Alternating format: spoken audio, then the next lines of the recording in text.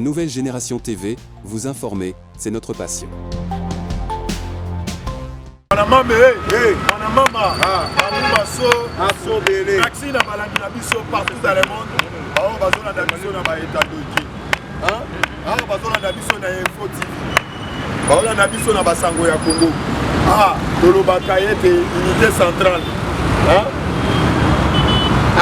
Chaîne Nabiso Nouvelle Génération, tu as abonné Nabiso Nyonso, vous s'abonner, vous commenter, vous aimer.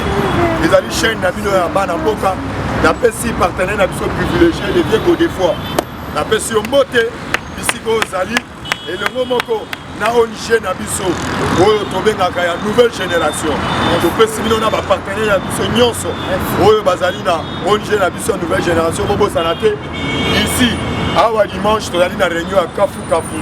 Pour être toyeba, mutu lolenge ni na travailler au tobe ni na onge na. Merci. Ba o bazo na biso na Congo le loto pesi milo ba bonjour. Ba o bazo na biso na poko to pesi milo ba bonsoir. Awa ete toye koyoka ba actualité ya République démocratique du Congo vis-à-vis bon monaki ba enjeu politique. Ba enjeu politique oye bafuwaki oyo et c'est donaki oyo ezalaki palpable sur le terrain mokolo ya lobby. Ebele balelaki, ebele balobaki. Balelaki pourquoi? Lobby ebele bakel plus loin. Ya kolobete toke ko sala compte à rendre na jama kabuga kabuga. Ebele balobi bazu bakumbiye bache oyo tobengi na se ya jeep. Ndenge biso tolobaka na ki na se ya Bexi.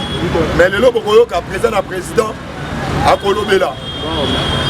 Awa lisusu bokoyoka lisusu actualité par rapport yani ici gouvernement na biso bazoko solola pour na départ ya Monusco mais Monusco asoyoka te aso continuer kobomaka toujours peuple congolais oyo bazali ko marcher pacifiquement bavandi balobi Monusco ayaki kimia na kati ya République démocratique du Congo banda yaki eloko nini ye asali awa lisusu bozoyoka dossier ya Matata Ponyo batindaki yango tobengi na cour constitutionnel parce que bolanda cour constitutionnel lobakete akoki te kosambisa dossier ya Matata Ponyo lelo tozali kolandela toujours bokoyoka ngo na minoko ya ba président boyoki bomonaki bino lobi Didier Boudimbu atiaki oyo tobengi ba bloc pétrolier ya mboka na biso plus de 16 mais bloc pétrolier moko oyo etikali fallait gouvernement s'organiser babotola oyo tobengi espace ya Kingakati mpona kozwa bloc pétrolier moko wana parce que awa 16 blocs pétroliers oyo Dan Declerc oyo abandaki kosalela Dan Declerc azalaki nani azalaki oyo tobengi pire petit ya Kabila oyo Kabila konfiaki babloc pétrolier okenda koteka mpo na mboka bapaya mais lelo bomonaki lobi Didier Boudimbu ministre na biso oyo tobengi ya hydrocarbure azwaki oyo tobengi ba bloc pétrolier oyo ya botolaki ba licence ba explosé yango ba investisseur ba aimé yango lelo ba investisseur balobi bakozwa mbongo na bango bakozwa ba bloc pétrolier po ete toteka yango na monde mobimba yango olandi agitation même lia oyo tobengi France bomoni oyo tobengi Emmanuel Macron likolo baliaka na Afrique akomi kotambola na Afrique kosala message po ete aluka moyen ya koéveiller peuple africain. Pour ça continuer toujours dans l'actualité en mboka na biso kolobi ete papa benga mama benga mwana te na lobakete systématique popolipo ezali ya koyinda nazokotisela bino na kombo ya oyo tobengaka Fumusulu azokota to encourager Fumusulu na maboko kani idiko lumbe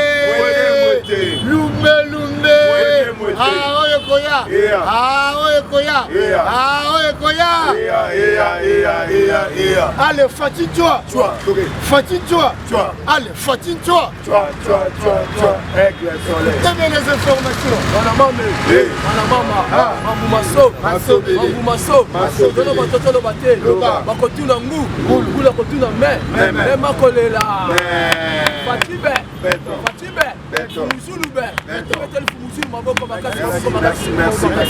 yango comprendre information na ngali boso na non et loko bazo linga Fumusulu te Fati Beton dans la likambo sama kinobia yango moni président ya to rappeler bino pas to yebisa bino a confirmer pe bino solo 16 blocs pétrolier papa nazo esameli ke likambo wana epesi bafrançais trouble ya kosakana te epe epesi bamercenaire trouble ya kosakana te epe epesi na ka ya lamuka trouble ya kosakana te epe epesi trouble na ka ya nani ya kabila papa 16 blocs pétroliers pendant 18 ans kabila blokaki yango peuple congolais azo souffrir moto akoya koloba za te me bamartin fayul bamoïse katum bakagame bafrançais bayebaki kote wana balie na kati ya bloc pétrolier na biso pendant 16 ans mais mwana mboka ye pas même 10 ans pas même 7 ans Fati Beton pas même 40 ans mais aye kaka na 300 pamba abotolaka yango ta selini abotoli yango merci bien parlé abotoli yango papa aza félicité makasi merci nga nakumisaka badécideur du monde Fati Beton soki alandaki baeuropéen oyo alandaki bafrançais oyo abeti bango kindobika abeti diplomatie ya haut niveau ake mpa badécideur du monde papa badécideur du monde omona baserbie ozomona donc ribanini baisraël ozo comprendre yango ozo comprendre lelo oyo lobi badécideur du monde babeti ntolo badéclaré na mayele ya Fati Beton adeboulani bango na silence nyonso le côté là azongo na calme nyonso tout c'est que nyungulu biso bakongo tolo baka ekweya yango ozo comprendre badécideur du monde babi que voici l'homme qu'il faut à la place qu'il faut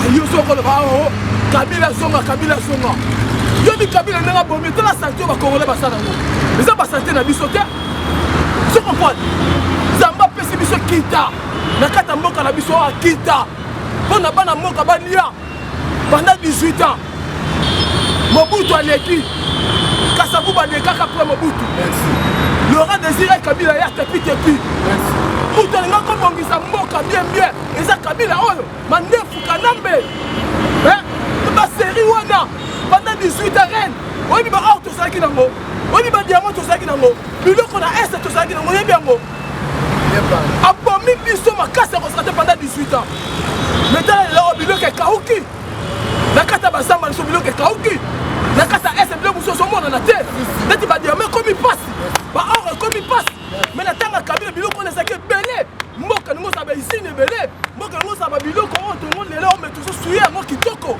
me Kabila abomi yango yo so bakabila zonga papa okotuna mbula kotuna même akolela Fati Beton kotika pouvoir oti mokolo Yesu Masiya koya Yesu Masiya ye mokili ekufi alimboka mpe sili ali Fati Beton mpe nzambe abengi biso susu na se ya mabele wo yango ozomona lobi bloc pétrolier okomona sikoyo monte banokokota par mois kocomprendre monte banokokotisa na kata mboka na biso yango boni Fati Fati Beton alobi souci posa na ezali même commerçant koteka na ye azosota même par jour monte moko bien il fiske ata azotravaille na bureau te il fiske ata azotravaille songo na pakala te mais koteka kaka pamba afandi na mesa azoteka souci ya mokonzi ya mboka ezali motu nyonso tu azwa mbongo anderson koteka motu nyonso ezala malamu akoza biloko ya mboka na biso ya kita o bato ya mabe baétranger bazimbabwe batanzanien baougandais barwandais balie biso pendant 18 ans mais mwana mboka yebi non pas comme ça aretiraka biloko tasanini aretire ici na kable pendant 18 ans na kata Rwanda ici na coton bacoton tobalonongo na matoi tozosoma yango ba 100 francs ba 50 francs Kabila tinango na kata Rwanda si materi na biso ya lukala tozomona ke batransiment tozoleka na basima 1000 ciment na kata transmat biso tokasana ezoya na kata njili obie na selema na boum okende Kabila ezolekisa yango mbala moko eke ogefrem mama eleki ti Rwanda sima na biso keta na Tanzanie nde batoni na sima na biso oyo sikari na biso ici na sikari ya sukali na lukala kende tala toujours bapeta PPRD bata Kabila babomi yango me mwana mboka ezoya na makanisi ya congolais azala malamu yo so koloba obona yango comprendre mpe likambo esali bango mapasi makasi likama balikanisation na 2004 ti na 2011 bapreparaki balikanisation makasi na kata ese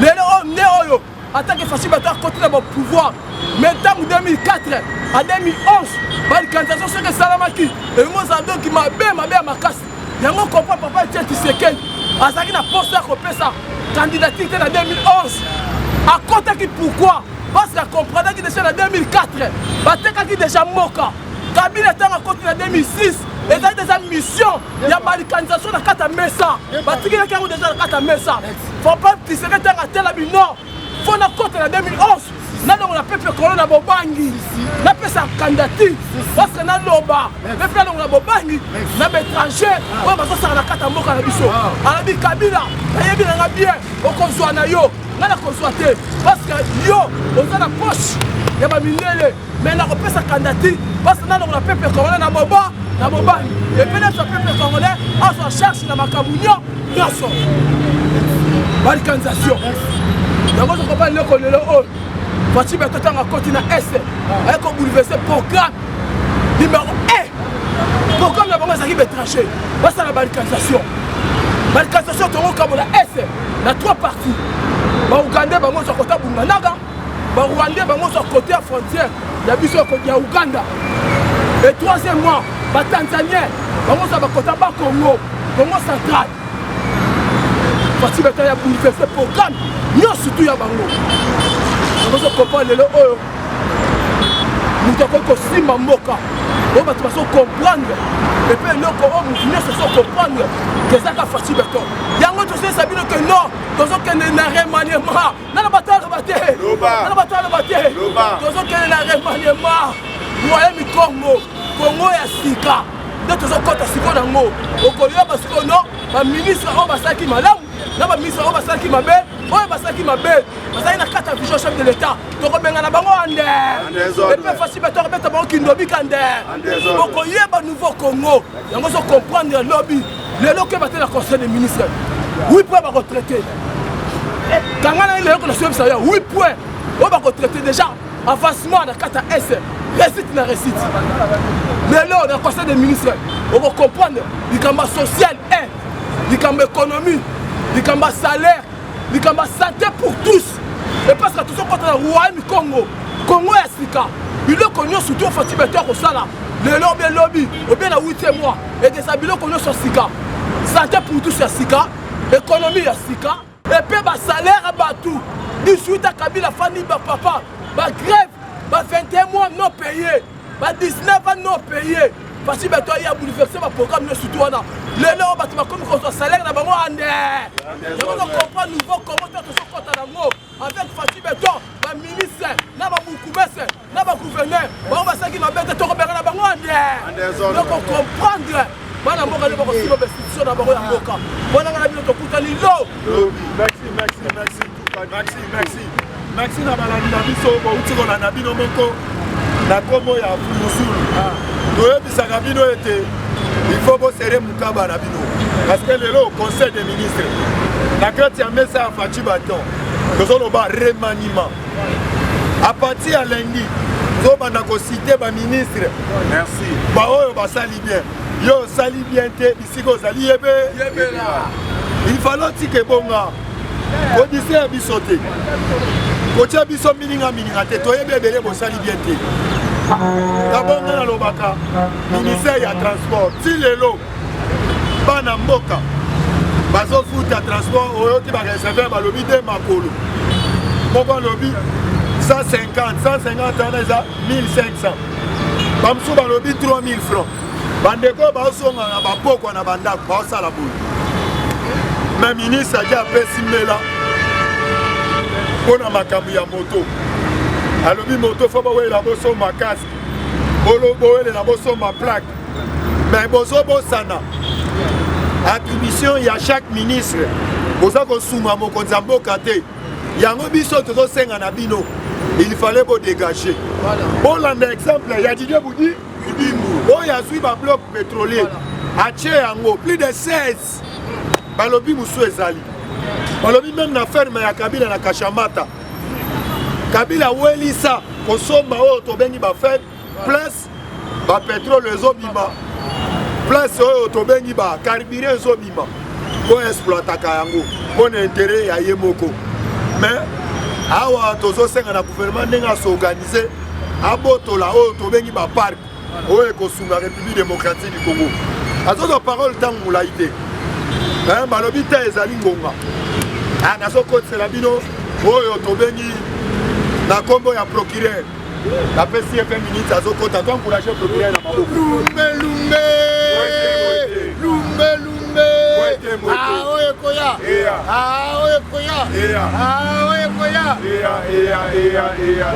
allez fatigue-toi fatigue-toi allez fatigue-toi donnez les informations UDPS viva UDPS viva les lots et total sabino réellement mambo koleka na mboka parce que nous sommes suivis vraiment de partout dans le monde entier et on a bateau ba kolanda biso na kati ya Amerika. Il y a des gens qui nous sont en Europe, en Afrique, en Océanie, même dans nos 26 provinces qui reconstruisent la République démocratique du Congo. UDPS viva. Nous sommes les tout derniers, les tout premiers plutôt partis politiques où le phénomène parlement de groupe permettre fonctionnement réel de Mboka-Nabiso. C'est pour cela prière vraiment de vous abonner à la chaîne Nabiso, Nouvelle Génération de Télévision, de partager le lien pour liker pour UDPS viva. Par là, Tolobi Boye, Biso Nyoso Tolanda qui lobby, vous avez vu Jean-Marc Kabunda, il était devant le parquet général fait la cour de cassation. Nous allons vous expliquer la procédure judiciaire et surtout nous allons aussi vous expliquer qu'est-ce qui s'est passé réellement dans Katia Lubumbashi. Dans le moment où Franck Dion était dans Lubumbashi, a sali un point de presse raté qui est financé par une personne qui veut devenir le président de la République de notre pays, tandis que Azad douté de la nationalité. UDPS viva. Viva parler. Qu'est-ce qui se passe? Makamwa koleka oyo, le reste même moi qui t'engagé sur ça tout à l'heure belaka yango kala. À l'époque quand qui t'engagé sur ta vie, à ça là tout moko pona koloba boye. La cause réelle des alliances circonstancielles actuelles est un combat contre la justice, l'état de droit, solidarité sous le slogan suspect de toute tendance. Ils nous sont nous mais noté que la façon dont les chats marchent, les jours est différent de la façon dont ils marchent la nuit. Oui. Basali bloc moko antipatriotique entre Moïse Katumbi, Moussitou, Martin Fayoulou, Kaboun, Katoum et puis Kabila. Bandoki. Alors que Jean-Marc Kaboun, tout ce qu'il vient de faire, il a été financé par Moïse Katumbi. Il roule pour le compte de Moïse Katumbi. Franck Diongo, il est allé voir le député provincial Peter Kassadi que nous saluons à ça. Quand on vous dit que les Franck Diongo ce sont des frustrés politiques. Oui. Alors que la semaine, il fallait qu'il banda. Le chef de l'État, sauf changement, il fallait qu'il y ait un mandataire. Et le nom de Franck Diongo, il fallait qu'il y ait une liste. Il fallait qu'il y ait un. Mais qu'est-ce qui se passe? Ils n'ont jamais compris le président de la République. Le chef de l'État n'est pas égal à Joseph Kabila. Vous avez vu comment est-ce qu'on avait détruit complètement le pays. Mais aujourd'hui, le président Fatih a un mandat, a une mission pour ressusciter Mboka. Il ne peut se vivre. Le président de la République a un Mboka, a Kouti Mboka, dans le secteur Nyoso. Oui. Dans le secteur économique, dans le secteur financier, social, culturel, voilà. Même infrastructure.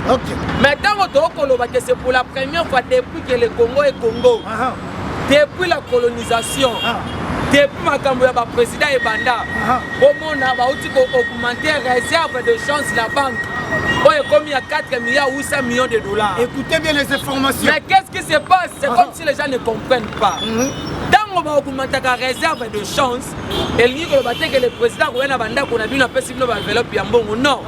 Bateau va bénéfique, et ça bateau va le système de fonctionnement à l'État. Le rôle de médecin, un fonctionnaire et puis enseignant. Aujourd'hui, on vient d'augmenter le salaire à médecin. À l'époque, on a peut-être 200 francs. Les longs montants, ils ont gagné $100. a commis qu'on gagnait $200. Même lui peut comme 500, il y a peut-être de l'autre côté. Parce qu'on a augmenté son salaire. L'augmentation en réserve de chances et ça lit en sorte que tu réajustes. Prime, il y a des seniors qui ont la carte de gratuité en semaine à plus de 67%. Il ne peut pas se vivre. Aujourd'hui, nous avons un budget. Il y a 11 milliards, mais Kabila a dirigé ce pays pendant 18 ans. Jean-Marie Kassama nous a dit que Kabila avait laissé 800 millions comme des réserves de change. Mais nous vous disons ceci, le président Tshisekedi est en train de travailler. Hier, au moment où le président a lancé l'appel d'offres, il y a 30 blocs pétroliers, 27 blocs pétroliers, et puis 3 blocs gaziers sur le lac Kivu. Mais les Kingakati, nous tous nous avons suivi le ministre Bidé Bidimbu. Il y a lobby que Kingakati est construit sous un bloc pétrolier. Kabila Asali était dans la Katia État. Kabila Azuba Zoya Mboka a été dans la Katia Kingakati. Mais nous vous disons, vous allez voir des Congolais en train de vous dire que Kabila est son pouvoir. Là, c'est la sorcellerie. Fatih restera au pouvoir jusqu'à 2080. Pourquoi Fatih n'a pas un mandat? Fatih a une mission de délivrer ce pays. C'est tout le premier président congolais que nous connaissons ses origines tribaux, que nous connaissons son parti politique. Il ne peut se vivre. Parlez. Alors, Jean-Marc Aboun de Lobby Azalaki n'a parqué près la cour de cassation. Parce que vous avez vu le procureur Victor Boumba avait saisi le bureau de l'Assemblée nationale. La procédure est à la raboyer. Ce qui va député dans la vacance parlementaire et que la justice, parce que l'institution parlementaire travaille en collaboration avec la justice. Ce qui va dans la vacance parlementaire, ce qui va dans la procédure pour interpeller un député ou soit un sénateur, va saisir le bureau. Le bureau n'est qu'au statué sur la levée des immunités et non sur pas la levée des immunités. Bien expliqué. Jean-Marc Aboun du lobby a un parquet général pour la cour de cassation. Cela veut dire quoi? Il nous faudra inviter, parce qu'on a maintenant identité à prévenir. Parce que jusqu'à preuve de contraire, on n'a pas encore lancé de poursuites judiciaires, mais le dossier est en instruction. C'est pour cela que vous avez vu Kaboun du temps accueilli, parce que l'identité à prévenir à Rosson à le 2 août. Mais nous vous disons ceci. Jean-Marc Kaboun a confirmé devant les zones internationales à la RFI en disant qu'il y a des centaines de millions c'est volatile pour aller loger dans des paradis fiscaux. Il doit nous démontrer le preuve. Parce qu'en droit dans le Baka, fait à l'Egakamoto sur votre responsabilité. C'est là où nous disons ceci. Tu sais qu'il n'est pas un judiciaire. Tu sais qu'il n'est pas un incompétent. Il y a des gens qui ont géré mal le pays, qui ont laissé le pays dans le gouffre. Et aujourd'hui, nous sommes venus pour ressusciter le pays. On n'a jamais martérisé l'article 43 de la Constitution qui nous donnait la gratuité de l'enseignement. Mais aujourd'hui, nous avons plus de 4 millions d'enfants qui bénéficient d'un système éducatif national. C'est là où moi je vous dis que non, Fatih restera au pouvoir jusqu'à 2080. Je vous remercie. Merci. Mon maman, Mabou Masso, Olani Binomoko procureur. Après Sibino Tobengaka, ma briefing, il y a Mambo et les Kakilobi. Mais dans mon Kilobi, il y a média, au Bandi Goloba Biloba Loba. Golobi, Jean-Marc Baké, Bassami, c'était Babouaké dans Makala. Yaya, à l'Obaké, tu es Moudakomela qui Jean-Marc discours à Zinissien à Liboulou. Et on rappelle la cabino. Il dépêche ces gens qui ont Wenge BCBG. Oyo Nyosa Bimarana BCBG. Yebisangaï. Album nini ya malonga asala ya liboso botu na papa na biso to benga kasha inge ngenge album nini azala ngona marché de l'autre côté na afande na biso to benga ke chibala yebisanga album nini abimisa na ma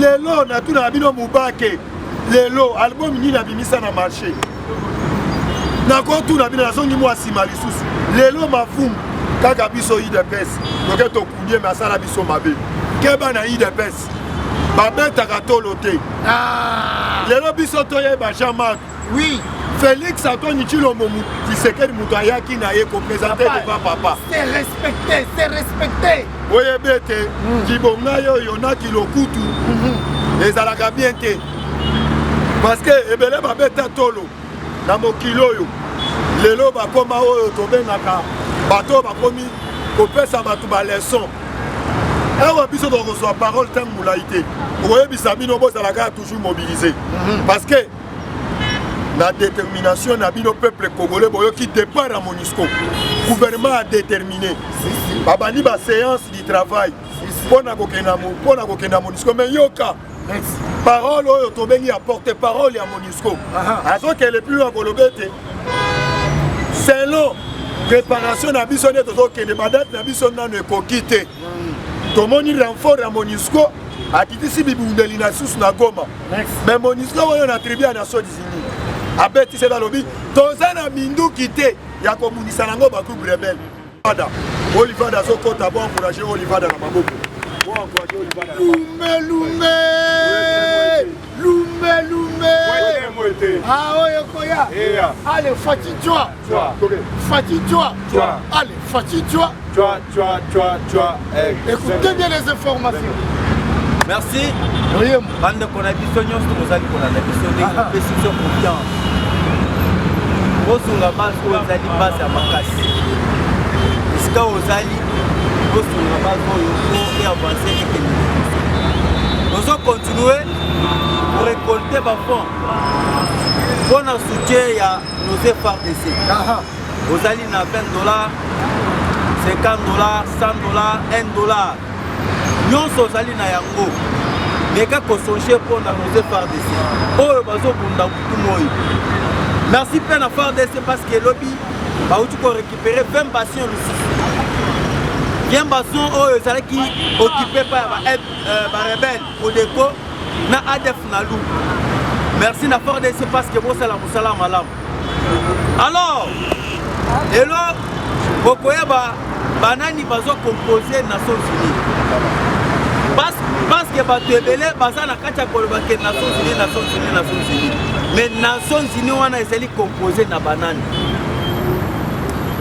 Tango toza komona lelo Nations Unies, ba militaire oyo bazo ko représenter Nations Unies. Tozali na ba militaire oyo bazo ya na bipai. Oyo basejaka na kati ya Nations Unies, ba membre permanent na ba membre non permanent. Na kati ya Nations Unies tozali na ba militaire ya France. Na kati ya Nations Unies tozali na ba militaire ya États-Unis d'Amérique, na Belgique, na Ukraine. Na kati ya Nations Unies tozali na ba militaire ya Rwanda, Uganda, Burundi, Kenya, Égypte. Ezali composition ya ba militaire ebele ya ba mboka ebele. Maintenant le mal c'est quoi? Biso tozomo na majorité ya ba militaire ya Nations Unies. Na kati est de la République, majorité bazali ba Rwandais na ba Ougandais. C'est ça le mal. Mais comment ça fait-il ba toi na ba sa majorité na kati ya mboka wana, ba loti teni ya Nations Unies, ba loti teni ya MONUSCO. Na kati est de la République, ba Rwandais na ba Ougandais ba loti teni ya ba militaire ya MONUSCO. Mais en même temps, ba toi na ba zo pe l'USCO agresser RDC. Tant le peuple a soulevé, a télémi pour revendiquer droit naïe, nous sommes en abattu UNICEF. UNICEF va télémi, va le kebana, va faire un abat sur la place, va tirer manipulation politique. Et c'est une manipulation politique. Congolais, c'est déterminé. Congolais, c'est un senga. Pour le départ, il y a MONUSCO, il faut le bloquer. Depuis que la MONUSCO est ici dans notre pays, pendant 22 ans. Alors, une question de se demander est celle-ci. Banani va faire accès pour la MONUSCO et la c'est M. Joseph Kabila. Pourquoi Kabila commence à pouvoir? Oh, et c'est là qu'il y a un coup d'État. Il y a qu'à éliminer M. Laurent Désiré Kabila. Ndenge batu oyo ba compagnie qui Moussé ba Rwandais na ba Ougandais. Ba compagnie qui Moussé na pouvoir. Sikoyo batu wana bayeko balukela musée ya komoma musée ne bayaki koloba noto luka Kabila toko sa eto pese identité lukuta zo Kabila salaki Rwandais. J'ai des images ce que ça na posa image na botindelo yango Kabila salaki ciment ya Paul Kagame comme cadre rapproché à Kagame na yango comme ba Rwandais basalaki majorité bakotaki na mboka. nde baye kosunga Kabila po Kabila comme président de la République na yango Nations Unies ozomona Nations Unies baza batu oyo babanaki kotelemela pouvoir ya Kabila ntango Kabila amoniki bazosala pression nde Kabila ye kosede alobi non si c'est comme ça tosala bapartenariat oya kofana na mboka oyo bosekrise mboka oyo mais depuis Nations Unies ezoya mais bato bazofana na est de la République na yango tozosenga na organe de la loi emeka mpe ko renforcer sécurité ya président ya Sénat bazi kwebo parce que bato nyonso to bazwi miso na bango bandoki ya Congo babranche yango kaka epai ya bato kwebo que c'est lui qui est le commanditaire. C'est faux et archi faux. Bameka ko sécuriser bato kwebo ba renforcer sécurité na ye ba militaires nationaux oyo soki ke otelemeli bango esaka ya liboso esaka liwa. Comment ça fait-il l'Est de la République? Ndenge zawana France asalaka na kolbach te na koltante asala na yango te, mais France azali 4e pays au monde pour l'exploitation ba kolbach.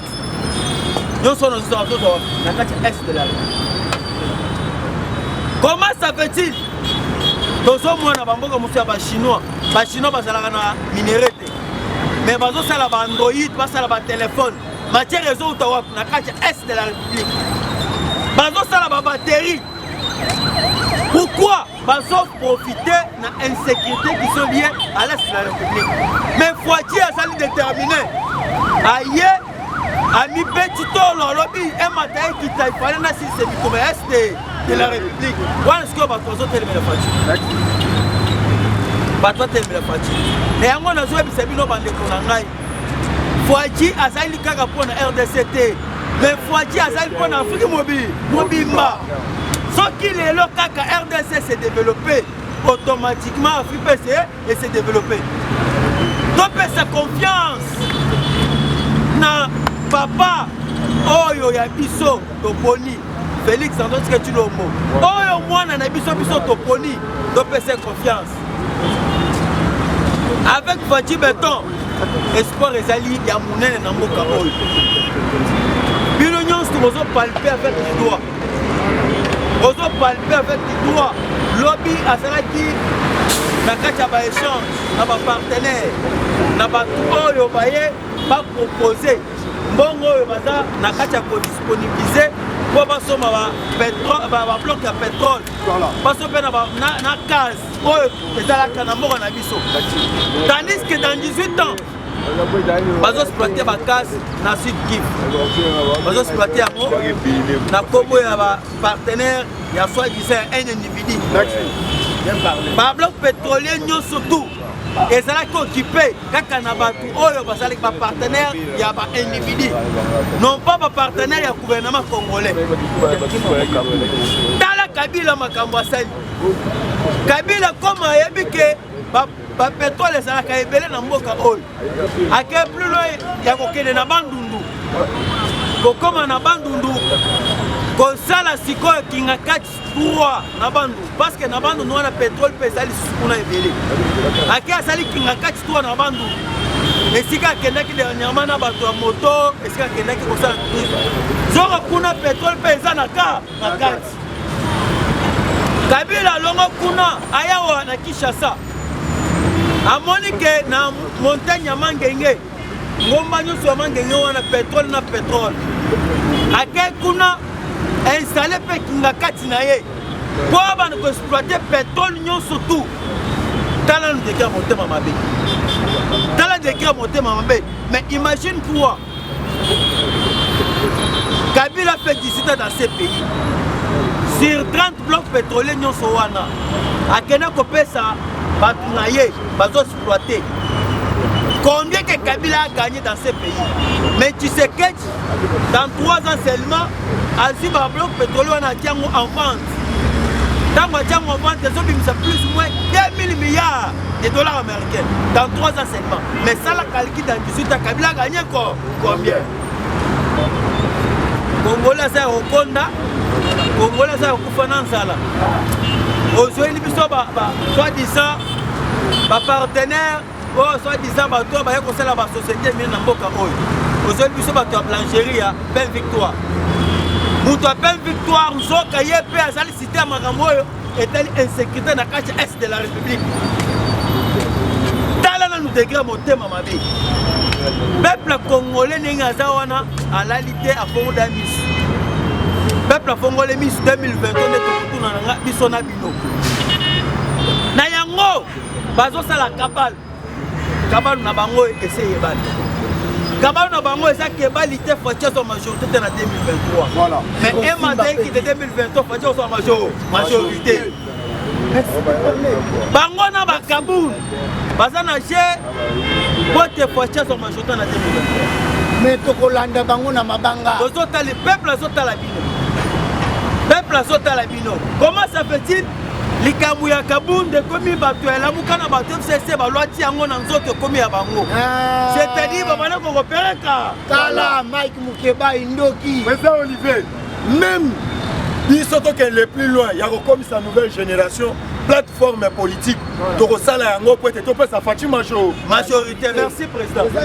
Président, merci président. Donc comme ça yango pe biso to majorité kuna. Na yango omoni bazolité ceux qui font sur majorité na 2023 et mataye kita recensement ekobanda identification pe ekoya yango omoni bazobusa Fati Beton parce que na 2000 je ne pense pas que na ali roto ke makaba ba député ozomona kati assemblée nationale bazali ba député balini musolo makasi bakolinga te lelo soki toke na système d'identification bango ba docteur na kati assemblée nationale bakolinga yango te parce que ebele bazali na nationalité douteuse au sein assemblée nationale au sein ya sénat parce que na kati assemblée nationale tozali na plus ou moins 138 députés bazali ba rwandais na sénat tozali na 44 sénateurs bazali ba bayebani ozo comprendre bayebani na yango bakolinga te nde omoni mukontombolo azoni te pour 2023 so pe ya ye majorité o majorité ezali majorité moko fabriqué tobendi tokolekani mais ezali kaka mpe na bamosusu baye na union sacré mais bakoti na bango nyonso na kibomoto ya union sacré bamosusu bakoti po babatela kaka carrière politique na bango na yango 2023 emata ekita majorité eyebani toyebi ozofabrike opposant oyo ya bino na baoccidentaux toyebi boza na kati ya kotravailler bobimisa candidat. Je vous dis mes chers frères tozobanga mutu te biso tozali bacongolais parce que souffrance oyo ntango ozofrappe lelo oyo na Congo awa jamais souffrance ekofrappe na bato ya IDPS te bato ya lamuka te bato ya PPRD te mais souffrance ekofrappe biso nyonso bacongolais na yango biso tozolobelaka mpona mboka oyo ya biso monike Olive Lembe azali incompétente. Elle n'a jamais géré ata entreprise moko te ya l'état ata kosala ata kogérer toilette publique ya marché public atikala kosala yango te na yango ke Olive Lembe azalaki candidat ya Kabila oyo Kabila abalaki kofabrike esimbi te akendaki plus loin kosala candidat mosusu Matata Mponyo amoni ke Matata Mponyo a beaucoup de dossiers esimbi te na yango omoni lelo oyo bakomi oluka kofabrike candidat na bango Jean-Marc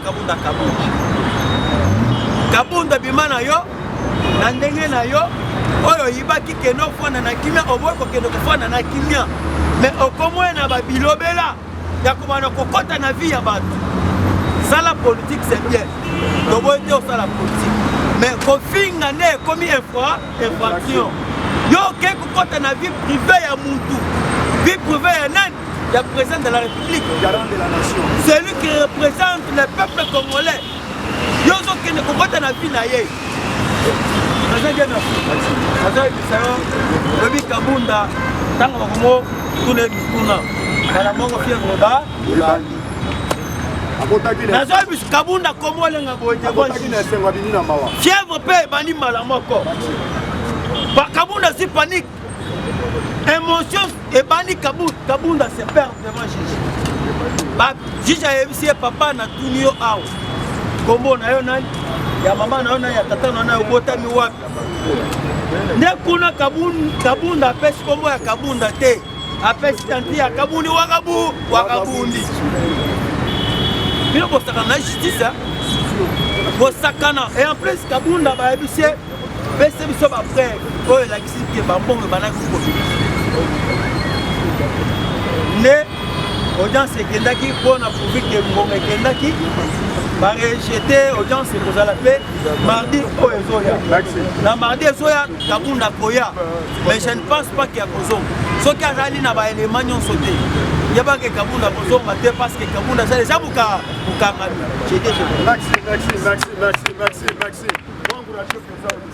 encourager président Olivier. Ah, mwana mama, mamu maso. Mexicain na balani na biso bazali ali. Oyebete boyoki président Olivier. Auti ko chite. Kabunda koya mardi. Est-ce que akozonga? Parce que balobi asangisa ba élément nyonso. Lokola alobaki azali na ba épreuve.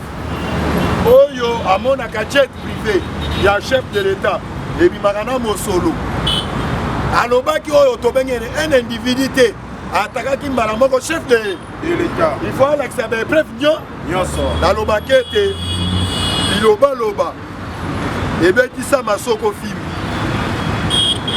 moto akomelaki Jean-Marc Kabund discours na minute oyo abomi olalisa Jean-Marc Kabund na basapote na makolo lobi Jean-Marc Kabund akotaki na esengo abimi na mawa mais toye komona ete ndenge tobelelaka bino bomonaki rapprochement ya bandeko ya ensemble mpona koboma mboka bomonaki lolenge Denis Esanga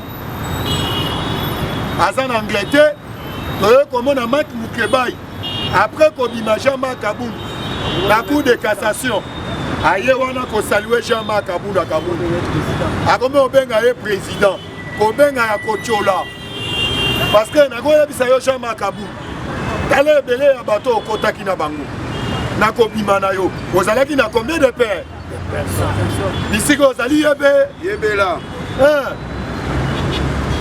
soki nzambe aponi yo nanu te bafokisaka na tire te parce que bakongolais bazo regrete mingi na République démocratique du Congo prix ya Caroline emati prix tokoki kozwa président oyo mafuta emataka te peuple congolais mosusu akopakola lolenge nini bakomi oyebisanga meme kasa bakomomona kasa akomi oyinda bamoni kasa akomi koyinda nyonso wana karola ye emonana te awa tozokontinue kaka na baactualité politique tokokontinue na baactualité politique yaya tokoyebisa bino ete bolandi bino moko Emmanuel Macron président ya France akomi kotambola na bapays ya Afrique parce que amoni Afrique etelemi nayebisaka bino mpe nanapelaka bino Faci la azwaka ngwende ya Union africaine alobaki ete botika Afrique aloba mpe librement na monde mobimba alobi injustice oyo bino communauté internationale bozozwa badécision ya baafricain sans membre moko africain azala na conseil de sécurité bozoko créer oyo tobengaka bombe anatomique mais lelo à cause de injustice ya communauté internationale bakomi komona ete présence ya maboko ya Poutine na Afrique mobimba yango omoni Emmanuel Macron akomi kotamba na bapays ya Afrique koloba ete biso baafricain tozosala hypocrisie na se tosali badéclaration te mpona kobeta Poutine mpona biso tozosala badéclaration na se na coulisse mpona kosoutenir oyo tobengaka Poutine yaya ata biso tosoutenir Poutine est-ce que etali bino parce que à cause ya mauvais politique na bino oyo tobengaka la communauté internationale lelo biso oyo tobengi tout entière biso baafricain tolamoaka te tosali nini tokotikala mpe kosala déclaration mabe te contre Poutine parce que Poutine azoloba clairement tolibere Afrique parce que na COP 21 bomonaki Félix Antoine Tshilombo Tshisekedi akele plus loin alobi ntango bazotala na 2021 eloko oyo kosunga oyo tobengi monde mobimba ekozala Afrique à cause ya zamba na bango ya richesse na biso mais bino oyo bocréele biso mwa eloko moko ya COVID-19 oyo koremarke te par rapport ya kisi ya COVID-19 baafricain baokufa mingi te ekomi bolingi complot baafricain so bake na hôpital bate kozwa soin médicaux bozoboya kopesa bango basoin bolobi bango basymptôme oyo bazali nango na nzoto bazodire oyo tobengi makasi botala bainjustice tolobaki ete au cas où bozocréer complot contre baafricain yebe ete kolo nzambe akoacharge na bino awa tozokontinue kaka toujours na baactualité nazokotela bino président Abdoul nabengaka ye ete azali Abdoul azokota azopesa bino baactualité to encourage président Abdoul na maboko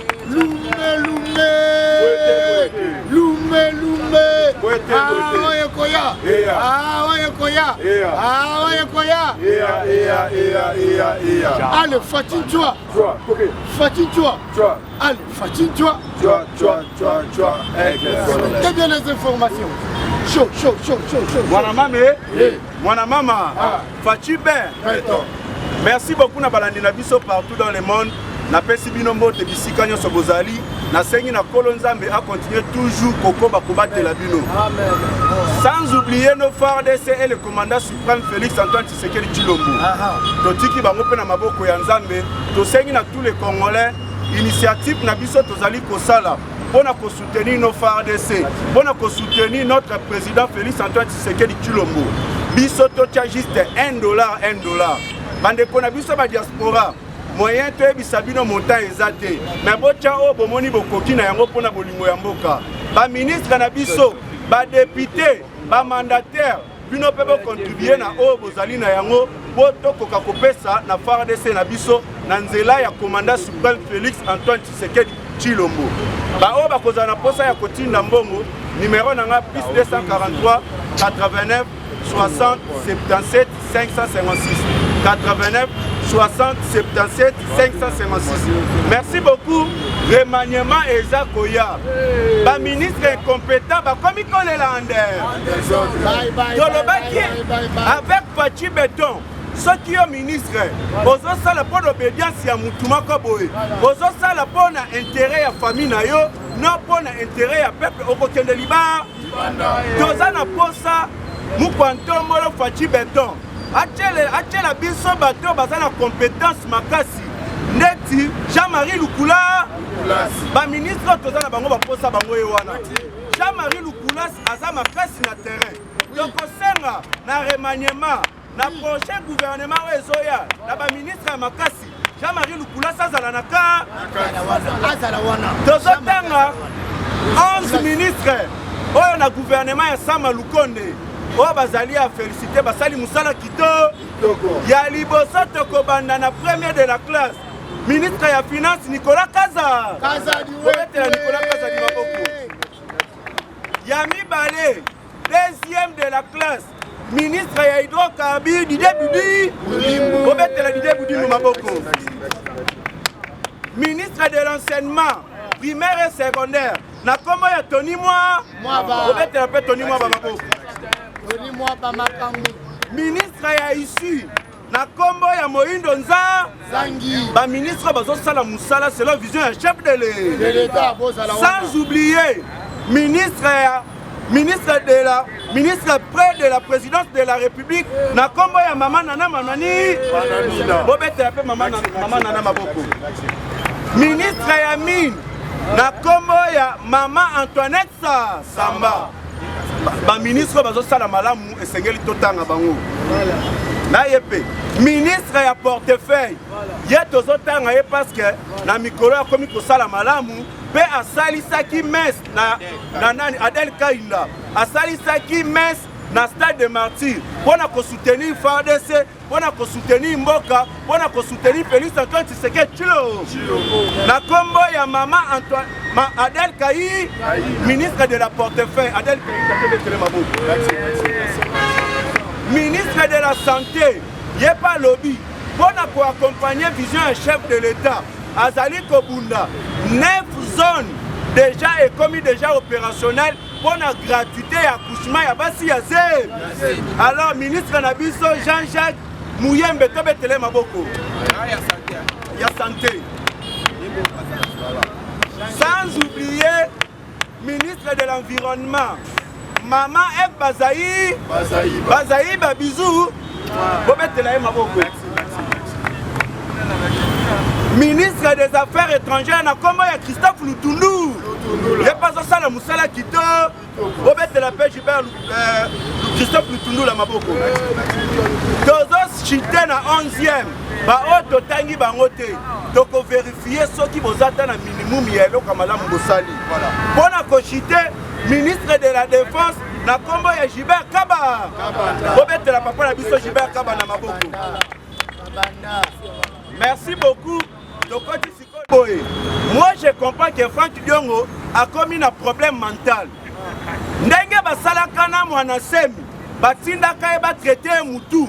Tozo senga pe Franck Diongo ba kene ko traiter mutu. Kobima na na prison e bonga ki batala mutu na e. Yo ye ko senga poste. Oye ko senga ba tao na gouvernement ou soit aux ala mandataire. Chef de l'État en train de travailler pour balukelo place ya kosala. Ozangi patience, obandi ko attaquer chef de l'État, kotanga kombo ya peuple congolais, soit disant que Félix Antoine Tshisekedi Tshilombo a bungi vision ya Etienne Tshisekedi. Mais owana ozali ko bunda, bon intérêt na yo. Franck Diongo, Hippolyte Kanambe Kazembere, akangisa yo na boloko, ozo sanza makila, mais okamwisi nga tango zolobi. Bona kobengana, Félix Antoine Tshisekedi Tshilombo na pouvoir, ozali prêt à kokende koluka Hippolyte Kanambe Kazembere. Olobi place nyonso Joseph Akozala, ezala na Kingakati, okokende koluka ye po bengana Félix na pouvoir. Donc comprenez que un problème ya mou. D'ailleurs nanu Franck Diongo. Sur le plan politique au pesaka na yo te. Toza kutu na posa na yo te, po mo kwantongolo, azwa mandat. Deuxième mandat na ye. Alors, biso to rejeté Franck Diongo. Azali ndoki mune. Donc comme il a kaya Hippolyte Kanambe Kazembere, ndoki ya Congo. Oya azo mérité bakanga ye. Azo mérité ba tient na stade de martyr. Congolais moko aya kobeta ye mbatande. Depuis 2001 à 2019, nous avons produit 26 000 tonnes de cuivre pour une valeur moyenne de 6 000 $. La tonne nous a produit 156 milliards de dollars durant 18 ans. 156 milliards de dollars pendant 18 ans. Na baton ya ba cuivre autoproduit. Mais Hippolyte Kanambe Kazembere azwa mbongo wana atongani ba hôpitaux. Abongisani banzela eloko moko te. Mais na mbongo wana asali parc privé na ye. Asali ba hôpitaux privé na ye. Hippolyte Kanambe Kazembere azando kimune. Aza mutu ya kokanga. Toyebi bien que la communauté internationale basée à tous les preuves ezali kolakisaka Joseph Kabila, Museveni, Paul Kagame, bangonde bazoboma ba Congolais na Est. Mais bazui ba dossier wana balobi eza confidentiel. Botala degra bandoki. De comprendre, mbongo Hippolyte Kanambe Kazembere bandaki koyiba. Babandaki kolia ngona la communauté internationale. Yango biso ba africain esengeli totelema tozwa mboka na biso na maboko. Totika jamais ba mindele ba diriger biso. Soki totikeli bango accès bakoyande po ba piller ba richesse na biso.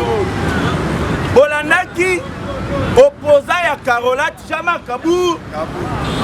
Balongoli immunité parlementaire. Mais tozo senga na ba chauffeur. Ba oyo Jama Katobola ba piner na bino. C'est le moment que nous poser plainte contre eux. Ba maman ba oyo ba chaka ba choko. Ba tuya pembe Jama Kabuna Matisi Carolat. C'est le moment que nous déposer plainte contre eux. Ba maman ba utiliser ba faux de teint. Jama Kaboul a commis conseil là faux de terre et comme il m'a pris pour qu'il ne peut déposer plainte contre lui. Jama Kaboul qui s'est dit être opposant à régime Oyo. Nini Oyo régime est PCT. Nini Oyo régime est Saheliété. Mais plutôt Jama Kaboul à la Kisibiso Kazali Ndoki. À l'obin à peuple, au lieu de tambola. Bona bande konabino bazokufa na este.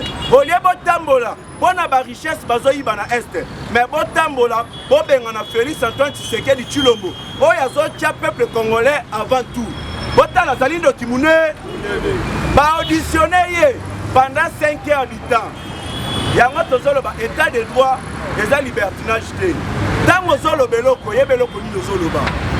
Jama Kaboul s'est senti libre. Il y a outragé le président de la République. Il y a au lobby, un jet privé, et ils ont millions de dollars Libanda et Moka. Procureur général a tout nié. Jama Kaboul. Au monarchie, un jet privé, combien de fois et mis na Bambongo? L'aéroport Nini et Bandaki Kokendele. Mboka Nini Mbongo et Bandaki Kokende. Jama Kaboul a zata na preuve mon côté. Jama Kaboul a zayi argument. Jama Kaboul a toki ba fond de tenir selon moi na Elongi. Jama Kaboul a bimi ridicule devant la justice. Bayebi papa. Lokola yo loba kibongo. Nous avons besoin de ma preuve. Alors totindi oya le 2 août. Yaka na ba preuve. Toye baba jet privé. Oye bimakana bambongo liba. C'est aussi état de droit. Quand vous moni bamiyibi bazoyi bambongo ndeko lobaki. La kisa ba preuve na justice. Eza ko na justice. Mais tozi tomoni olengankoi. Tu comprends ici nous n'avons pas de politiciens. Voilà. Olengankoi aleki lobi boye. Na régime ya Félix Antoine Tshisekedi Tshilombo. Tomoni bakomi kokanga ba opposant. Ana koloba na olengankoi. Est-ce que régime ya Félix Antoine Tshisekedi Tshilombo et le biboye Moutouaïba bakanga été poza opposant. Mouta fini chef de l'État bakanga été poza opposant. Abdul naloba nalobate loba olengankoi azana molimo keto na nenga kosakana te. Olengankoi avaloba il faut kisanola apenye suki na ye. Toyebi biso totangi ni une église catholique. Suki faisait la 1 mètre ezala 1 mètre. Mais yo ozali na plus de 60 mètres yasuki. Dédé les seuls otobengi na yo ya 500. Et ça là ba détournement ya nenga kosakana te. La kokota ya fachi makambo 500 abuo. Bien. Et donc zo sala yo molimo keto. Est-ce que régime ya Félix Antoine Tshisekedi Tshilombo et le dit que ba opposant bazala ba intouchable. Bobo comprendre que tozana ba politicien mutu ezo sala te. Mais ngana kotuna olengankoi. Allo banabiso. Est-ce qu'elle sait ça? Papa olengankoi, la CESA est à l'opposition. Allo banabiso. Dites-nous, c'est une institution d'appui à la démocratie ou institution d'opposition à la démocratie? A expliqué biso yango. D'ailleurs, CESA est une institution moko budgétaire. C'était juste un papa na ba maponami. Ma élection salemi. Toyebi te pona nini CESA bazali ko maintenir yango. Normalement ebonga ki bakanga mo vrai faux. Est-ce que bon ça pour bakanga CESA te bakanga te? Ceux qui bolingi bakanga botombola loboko bokanga ba. Toujours na kati ya actualité politique, Fachi Benton le président qu'il faut à la place qu'il faut. Dans un problème moi ya Jama Kaboul, merci beaucoup. Et là, selon un reportage, il a fait suivant. Selon un reportage, Jama Kabounda Kaboul entretiendrait depuis 2019 un grand réseau de mafieux d'exploitation de minerais dans le Grand Katanga. Jama Kaboul pendant 2019 a bandaki ko collaborer dans un réseau ya ba mafieux. Na Grand Katanga pour na bayi baka ba minere na biso siko eloko wana babengi sa Jama Kabounda Sambate parce que alobi azali opposant botala ba politicien tozala bango na mboka o yango Pape Tshisekedi wa mulumba lobaki IDPS au pouvoir il y aura pas l'opposition vrai ou faux les loman qui a opposition tomoni ata ba opposant ma côté bazo sala marche pour na condamner massacre na Est mais plutôt bango bazo sala ba marche pour na positionnement na bango. Alors, ce qui veut dire, nous avons des opportunistes que des opposants. Voilà. Vrai ou faux? Manifestation elekaki na Ivira. La Monisco babetaki masasi et touchaki poto, ba câble électrique kweyaki, batu 4 bakufaki. Mais parfois balobaka le malheur est bon. Toye kozwa, moi papier moko ba retrouver na kati ya bureau ya Monisco. Ba contenir eza na kati ya papier wana. Elakisi ke Monisco ayaki po azwa biso en otage. Article 25. Il y a un papier à retrouver dans le bureau de Monisco et le Biboé. Notre devoir est de maintenir l'Afrique et d'autres pays du monde dans le sous-développement, la misère, la division, les guerres, les chaos, pour bien dominer, les exploiter et les piller à travers les missions des Nations Unies. Article 26.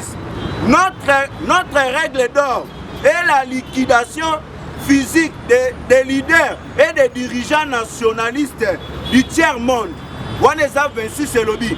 Notre règle d'or est la liquidation physique des leaders et des dirigeants nationalistes du tiers-monde. Pour comprendre que Monisco en Afrique, et ça pour intérêt à la communauté internationale. Il y a Mindele. 27 c'est lobby. Les lois, les résolutions, la Cour et tribunaux des Nations Unies sont nos instruments de pression contre les dirigeants et les leaders des pays qui défendent les intérêts de leur peuple. Waneza 27. Tokena 28. Et lobby, les dirigeants des puissances occidentales ne peuvent pas être poursuivis, arrêtés ni incarcérés par les cours et tribunaux de l'ONU, même s'ils commettent des crimes de guerre, des génocides ou des crimes contre l'humanité. Donc Monisco, c'est pour protéger les Congolais. Monisco, c'est pour copier. Monisco, c'est pour bomber les leaders politiques ou soit président africain. Oh, il y a ça pour l'intérêt du peuple. Alors, biso sengi na gouvernement na biso. Départ de la MONUC. Le pouvoir appartient au peuple pour le peuple par le peuple. Il y a un peuple à se décider. Monisco koya na mboka na biso. Atikali koyede biso na elo côté. Ayeto enregistré 20 millions de morts de Congolais. Alors, mission na ezani. Là où Monisco azali, ils appellent cette sécurité comme Akabatu Bakufaka. Ce qui a tiki place wana, à quel côté Moussous, place où il y a tiki calme koti, mais place il y a qui batu bakomi kokufa. Donc Monisco yemoko, azali source il y a insécurité. Alors tolobi Monisco ake. Dégage. Merci beaucoup à nos FARDC pour nous tenir na kochité. FARDC a réussi à récupérer 20 bastions. Il y a un groupe rebelle qui est occupé dans ADF, Codeco, APLC, NDC, etc. FARDC va récupérer 20 bastions. Comment est la FARDC ma boue? Na chité na oyo, route Sekomaf est abandonné pendant plus de 30 ans. Mais Esenaki, Félix Antoine Tshisekedi Tshilombo, de père et de mère, a comme président pour le route c'est comment faire un bâtiment macadam. Merci beaucoup tout le monde na mokolo oyo elandi na suki. Merci, bon encourager Manamambe. Ah, Manamama. Mamou Maso. Maso senga na plateau pour dans la concentrer. Pour dans la concentrer parce que tout à ce comment oyo Abdoul Alobi, il fallait qu'on ait bizarre. Ba Congolais, les alliés na sima Petro Congo Kulumba et Koti Zela Bitabe côté à haut tobenga kaya ya hôpital ya Mutombo Likembe et Bimeli wana et Koti route Kulumba et keko bima côté à Silfoko de Muto tozo ebisa bino po ete bino boyeba mwana mama na moment on a to senga na peuple congolais bolukela ngai nanga parce que lobi na uti Holanda Kadima, Mbongo a proposé pour être somba matériel. Les Mbongo nanga et bisaka bisoté. Pour être consommé la machine à voter. Ce qui machine à voter. Mais le lobo luke la nanga. Hein? Kadima, na mode Kadima on a besoin de Mbongo te. Merci papa na biso Kadima. Ozo sauver oyo tobela na bende la Kimbangise. hein olo sauver bendela Kimbangis ebele bayela biso wa soi-disant malumalu akufa 1 mètre na cercueil mosusu ayeli biso wa oh nanga do mutu ayiba kiko yiba oh toko kati ya seni mais toko senga yo papa kadima avant tokende na élection il faut tokende na recensement chez toyeba nani azali congolais. Merci. Oyebi avant tokende na élection biso peuple tolobaki tokende na recensement na identification nationale toyeba nani esengeli a voter nani esengeli a voter te mais prise de définition torobeta bango candidat oya koya kocha candidature na ye il faut toyeba tata na ye toyeba mama na ye sikoyo peuple oyo pe akokende ko voter il faut toyeba botama wapi abimela wapi autela wa obetela Fachi Beton maboko. Merci de pere de mere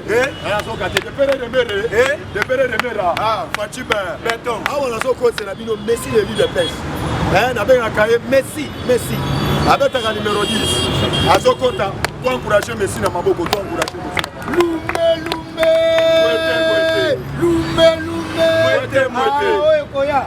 allez Fachi toi allez Fachi toi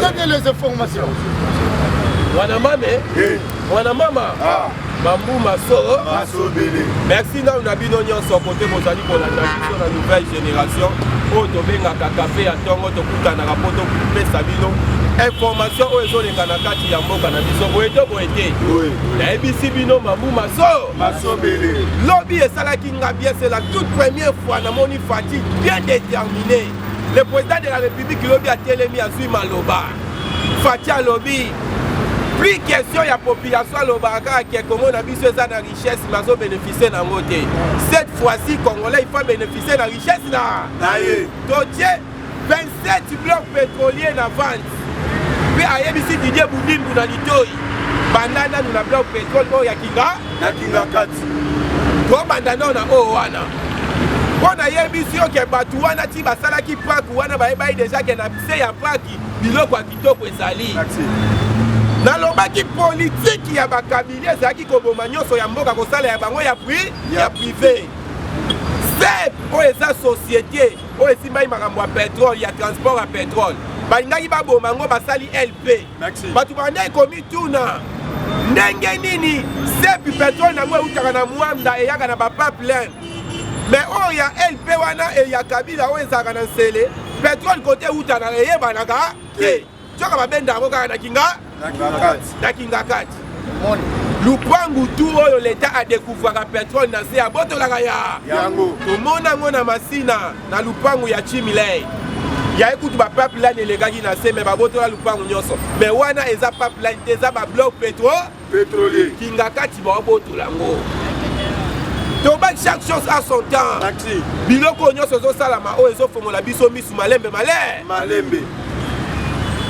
soko ozotala kobanda ya Fachi na pouvoir ti lelo nzambe azoekarte na bambuma nyonso ya mabe bambuma mabe bazokende osangana bazosala babloc na bloc ya bambuma mabe parce que na miniti oyo toza na 2 bloc na bloc ya bambuma mabe wana kokuta baétranger baza na basanguinaire na baopportuniste bafwaki diongo olenga koyipa alandi bango na bloc oyo ezotikala eza bloc ya bacongolais ya badepere ede bloc ya bajean pierre bemba oyo ake na kembe na lobi nord bobetela Fachi maboko ngai Jean Pierre Bemba tala age nanga me natika komona kuba awa te 65 ans il faut zala congolais mpo ndima ndeko na yo Congo yango moni bloc ya baopportuniste ya baétranger na ya basanguinaire wana ta Fachi asali nyonso baondima ye te moko Fachi akoyebisa bango to lance campagne mpona kodistribue bamoustiquaire mpona bangungi bango babanda okotela bangungi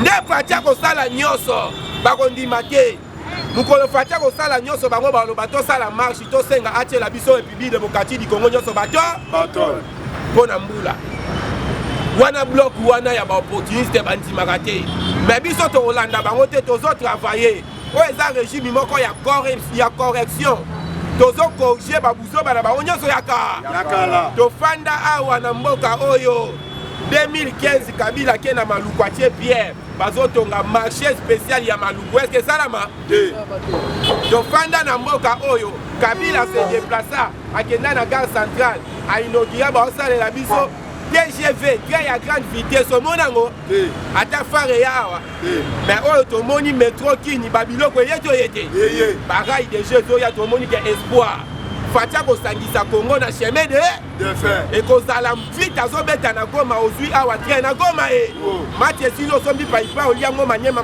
omei mai na kasumbale sa oke sumba na kikui yasaka na katie alobi nde eza boye tobénéficie na richesse na biso babloc pétrolier wana babi ekokotisa 2000 milliards de dollars RDC koleka Arabie Saoudite na Nigeria Congolais na fonctionnaire babando futa ye sima batu wana baketo baningaka te pays africain développé babimisi ba ONG na bango ba Greenpeace o biso pona climat na environnement etali biso te fati ye moko alobi tokotravaille mais tokotala mpe environnement soki bolingi to exploite pétrole na biso te bopesa biso mbongo mpona to protéger zamba na biso mbongo wana ezala na même valeur na exploitation ya pétrole boye to boye te bino bopesa biso 500 millions mais soki to exploite pétrole na biso toza 2000 milliards kindoki tolobaki Congo eza munene ezomérite président moko mpe ya munene mpo makambo ya minene esala lelo ezosalama to esalama Kabila bandaki kosala makambo selo nzoto na ye lelo oyo tolobaki bakobangisa biso te biso nde tokobangisa oyo kuta opposition babangaka babengaka Chine arambo autorité morale lelo fati akomisa ye mwana po oyo ekoma soko finie na badefoleri finie na likumbeleri ebongo nde tokobanga fati akoti na pouvoir Katumbi azotala kasumbalesa na fenêtre alobi ozobanga nini abino obanga mutu wana ya mandefu na fati abiyaka akoma deja mwana po fati akoti na pouvoir akuti Frank Diongo azosanza makila nini boye oyo naza prisonnier politique ya Kabila mais lelo le même fois que Diongo aleki na TV azolobake aoke ekuta na Kabila mpo bachasser Fati oyo quel niveau ya ingratitude donc oyo eza so ingratitude te komi kindoki tala niveau jamaka tokaki lobi polobi ezalaki entrée de jeu makambo nde kobanda mardi entrée de jeu boyebi ata match nyonso soki bakoti ezala no malili na ebande ezala no baidentité ya Jean-Marc Kabund pesa identité na yo okambunji kakambunji ebongo kabundi wana ozalaka katange te nazalaka nanga kasa visage de faux soni wana lobi nio mwana na combien de bana mibale kombo Caroline, tu comprends pas, il y a Carola. Il y a le baki na biso esengo ya kutu dire balukeli to balukeli. Kozonga na ye lobby azongi na esengo na mi yebi keza esengo ya kutu dire. Tala kaka mutu akoti na ndako. Batu ya Moïse ba eko yamba ye. Tolobai déjà complet za ki profond. Moïse Kabila Jean-Marc Kabund. Na François Beyao azakuna batielaki deja Fatima nyoko na mai reste mai aza nzamba timbelango asombeli yango nguba po ya poso adiaka tasali bako kangama adoda cette fois-ci Fatia lobi na lingi isoute ba arrestation en détail ba arrestation en gros yango bolandi lobi ba enregistré ya 3000 magistrats déjà na table 3000 magistrats Sibae 3000 magistrats donc Moussa les Obanda.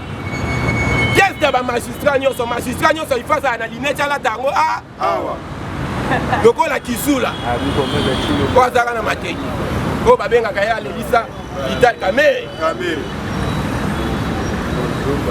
les autres il faut comprendre Tchoka justice eleki munduki na kobangisa Kabila zaki na ena munduki réunion na kingakati na bakimbuta tie revolver na mesa mais malgré wana ba détourner mais ça matu ça mate banda osali mais Fatia yeka na justice mukola komi kolenga makolo oyo record Congo na de salamate mais batu wana ba olobango te commande à 3 ans DGI ya Pamba Direction générale des impôts a soit recette il y a 14 milliards de dollars kopesa fati 18 ans na bango bayebi déjà ke alira moto soki asali 18 ans biso tosalaki ekoma opposition azoleka na nzela population bambiema mabanga nde balobaka il faut battre le fer quand il est chaud bitumba ya fati yango wana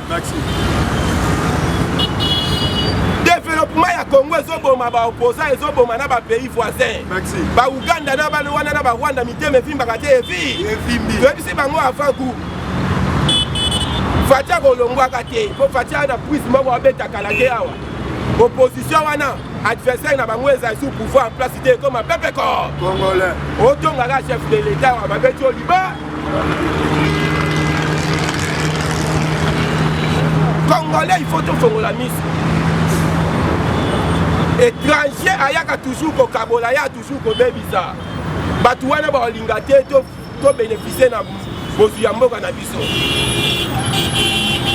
alors na minute oyo il faut toyeba eloko moko président atiaki loi moko boye na mututu wangira koinvestir oye oinvestir 20 ans 10 ans na yo kofuta taxe te mais futa kaka bakongolais malamu yango omoni bainvestisseur bakomi kosopana eloko wana kabila azali nango na mutu te ye essentiel pouvoir na ye kaka monaka aza président fai na ye na kinga kati chaque ntongo abengi olive yelanga kafe atuni eske ngudulu alie oyebi ngudulu nani ngando ngudulu alie o alie te oke kende na kafu wana bizwa de combattant ya ide merci combattant merci Mana mama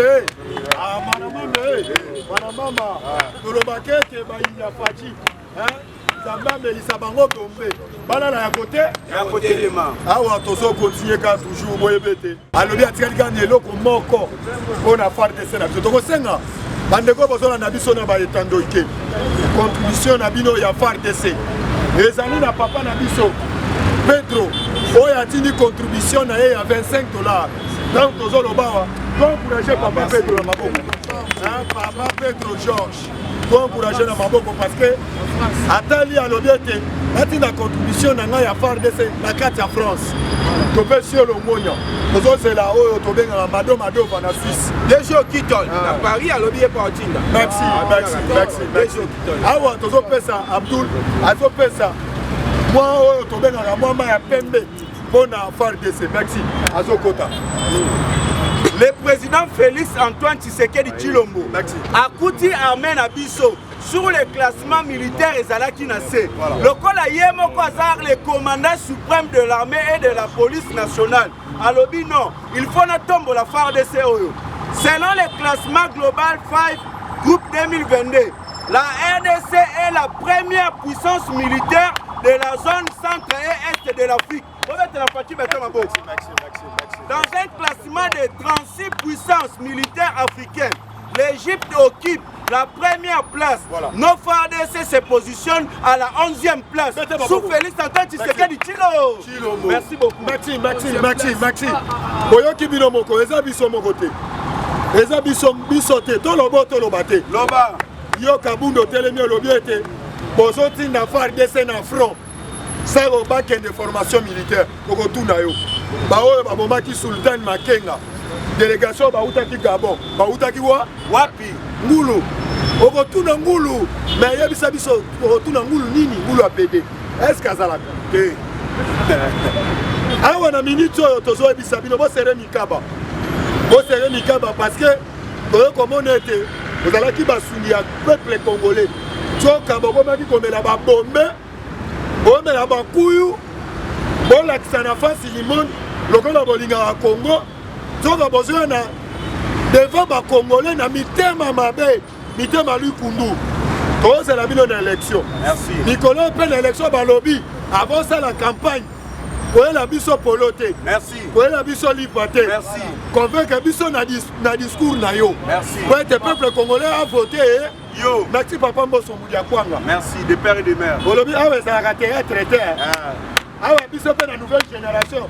Les amis makambo théâtre.